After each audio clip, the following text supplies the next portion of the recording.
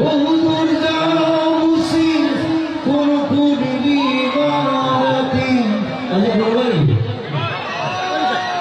লাগিছে ইয়ালৈ আহি, কাৰণ ইমান ধুনীয়া পৰিৱেশ আৰু প্ৰথমবাৰ লাভ কৰিবলৈ সাজু হৈছো। আগতে ভাবিছিলো কিন্তু কেতিয়াও লাভ হোৱা নাছিলে।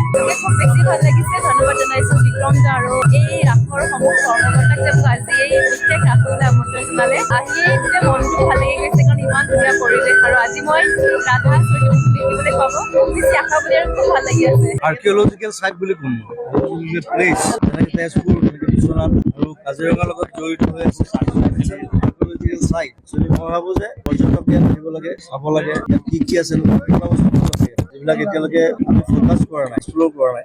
মই মোৰ ফালৰ পৰা যদি চেষ্টা কৰিম যাতে বিশ্বনাথ ঘাটক আকৌ পুনৰুজ্জীৱিত কৰিবলৈ বাহিৰৰ মানুহে আহি যাতে চাই কি আছে।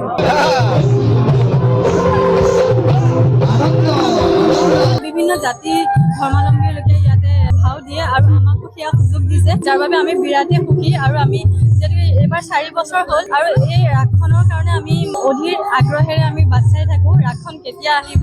আৰু ইয়াতে সঁচাকে ভাও লৈ খুব ভাল লাগে। গুৰুজনাই যি আদৰ্শ দি গৈছিল যে সকলো জাতি বৰ্ণ ধৰ্ম নিৰ্বিশেষে সকলো ভাষা ভাষী লোক একত্ৰিত কৰি যি বৰ অসমৰ সপোন ৰচিছিল, মই ভাবো এই বিশ্বনাথ চাৰিআলি সাৰ্বজনীন ৰাস মহোৎসৱৰ এয়া এক উদাহৰণ।